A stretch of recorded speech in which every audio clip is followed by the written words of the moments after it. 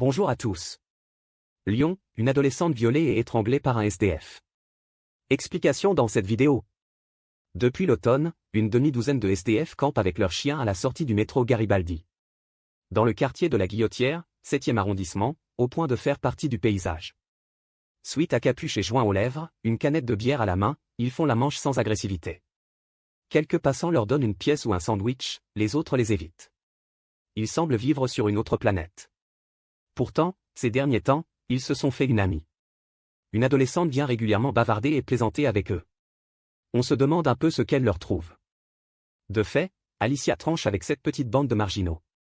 Mince, toute menue, les cheveux soigneusement coiffés et d'austères lunettes sur le nez, elle fait très « petite fille modèle ». Ce n'est pas une fausse impression. Alicia a grandi entre sa mère, d'origine arménienne, sa sœur et son beau-père. Dans un appartement de la rue du Nord, à Villeurbanne, à l'est de Lyon. Une enfance protégée et studieuse. Au collège, on loue sa gentillesse, sa bienveillance et son dynamisme. Passionnée de danse, elle rêve de voyager à travers le monde. Mais tout change à la rentrée dernière, lorsqu'elle intègre le lycée professionnel privé Saint-Joseph. Dans le quartier de la Guillotière, pour suivre une filière spécialisée dans les métiers de la vente. L'adolescente, 17 ans désormais, se sent-elle mal à l'aise dans ce grand établissement catholique? A-t-elle du mal à suivre le rythme? En tout cas, l'ancienne collégienne pleine de vie se mue en lycéenne effacée, solitaire, renfermée sur elle-même. D'après certains de ses camarades, elle regrette son choix d'orientation. Pour le reste, elle continue cependant de mener une vie d'ado normale. Chez elle, dans sa petite chambre décorée de vieux disques vinyles et d'un hamac. Elle passe des heures à discuter avec ses amis sur Facebook ou TikTok. Elle se filme en train de chanter en playback, poste des vidéos de ses balades à la campagne. Et rêve toujours d'aventure. Parmi ses projets, traverser les États-Unis à bord d'une vieille voiture américaine. Mais en attendant, elle s'ennuie. Comme elle passe matin et soir par la station de métro Garibaldi, elle connaît de vue les SDF installés en haut des marches. Longtemps, elle a détourné les yeux quand l'un d'entre eux l'interpellait. Mais est-ce la curiosité ou l'envie d'un peu d'aventure? Un jour de printemps, elle finit par engager la conversation avec eux. L'adolescente a toujours été à l'écoute des autres. La misère de ces vagabonds, mais aussi leur bonne humeur et l'amour qu'ils portent à leurs chiens ne peuvent que la toucher. Elle les trouve sympas, et prend l'habitude de s'asseoir au milieu de leur petit groupe, à même le trottoir. Au début, en la voyant rire avec ses nouveaux amis et partager une bière avec eux. Ses camarades de Saint-Jo ne cachent pas leur surprise. Ils vont finir par s'y habituer. Début mai, un nouveau SDF rejoint la petite bande de Garibaldi. Michael Mathieu, qui se fait appeler Mika, a 32 ans.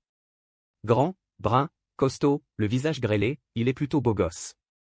Lui aussi a un petit chien noir, baptisé Carlito, et fait la manche dans le quartier de la Guillotière. À la différence des autres, il ne dort pas dans la rue. Il squatte avec un copain une maison abandonnée située rue d'Homère, à 2 pas du métro. Mika, son éternelle casquette vissée sur la tête, est de loin celui qui boit le plus et le plus accro à la drogue.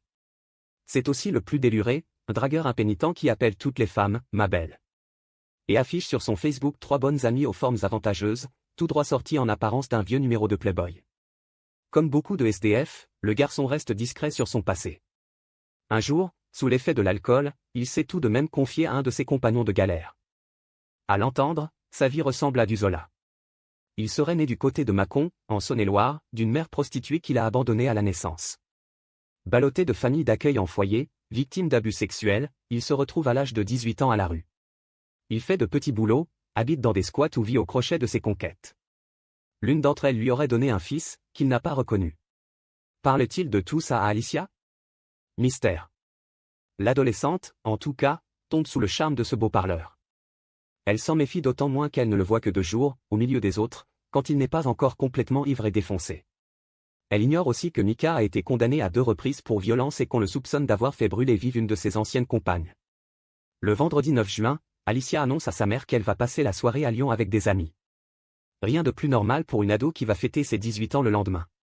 Sauf qu'elle triche un peu avec la vérité. En réalité, elle a rendez-vous avec Mika.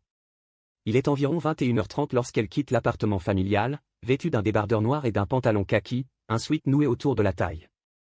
En descendant à la station Garibaldi, elle ne se doute pas, hélas, qu'elle vient de prendre un aller sans retour. À minuit passé, Sandy, sa mère, commence à s'inquiéter. Alicia n'a pas l'habitude de rentrer aussi tard, surtout sans prévenir. Ni de laisser son portable sur messagerie. Folle d'angoisse, La mère de famille finit par alerter le commissariat. Grâce aux caméras de vidéosurveillance de la ville, les policiers de la sûreté départementale retrouvent la trace de l'adolescente. Sur les images, on la voit sortir du métro Garibaldi et marcher dans la rue à la rencontre d'un homme. Puis le couple disparaît des écrans. L'inconnu est identifié. Il s'agit de Michael Mathio, déjà fiché pour violence. Les enquêteurs se lancent à sa recherche. Le SDF, qui n'a rien changé à ses habitudes, est interpellé alors qu'il zone devant l'escalier habituel. Entendu, il ne se démonte pas. Il confirme qu'il avait bien rendez-vous avec Alicia la veille. Il raconte qu'ils sont allés ensemble dans un hall d'immeuble et y ont eu une relation sexuelle. Une relation, consentie, précise-t-il. Puis ils se seraient séparés et chacun serait reparti de son côté. Un peu plus tard, il lui aurait envoyé plusieurs messages auxquels elle n'a pas répondu. Faute d'éléments, les enquêteurs sont obligés de le relâcher. Mais Mathio n'a pas convaincu. On retrace les déplacements de son téléphone portable. Durant la nuit, l'appareil a été géolocalisé au 62 de la rue d'Homer. Une adresse dont le SDF n'a pas parlé lors de sa déposition. Un oubli ? Le dimanche 18 juin, vers 13h, les policiers se rendent sur place. Il s'agit d'une vieille maison délabrée, dévorée par le lierre, devenue un squat sordide couvert de tags. Les agents y pénètrent par l'escalier extérieur. Les pièces, jonchées de mégots et de canettes de bière, sont vides. Mais ils remarquent une plaque de fer donnant accès à un réduit à l'étage inférieur. Appelés en renfort, les pompiers doivent casser un mur pour y pénétrer. À l'intérieur, une vision d'horreur les attend. Alicia gît par terre sous un drap. Elle a son débardeur remonté au-dessus de la poitrine, son pantalon sur les chevilles. Elle a été violée et étranglée. Aussitôt, c'est le branle-bas de combat.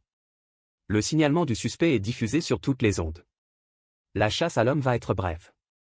Une demi-heure plus tard, une voiture de la BAC interpelle Michael Mathio sur le cours Gambetta, toujours dans le quartier de la Guillotière. Il est mis en examen pour viol et meurtre dans la foulée, mais demeure présumé innocent. Depuis, une jeune femme de 20 ans s'est manifestée, déclarant avoir été violée elle aussi dans ce même squat, le 4 avril dernier.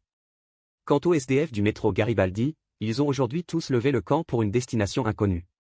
Merci d'avoir regardé et si vous avez aimé cette vidéo, n'hésitez pas à la partager avec vos amis et à vous abonner à notre chaîne pour ne manquer aucune de nos futures vidéos.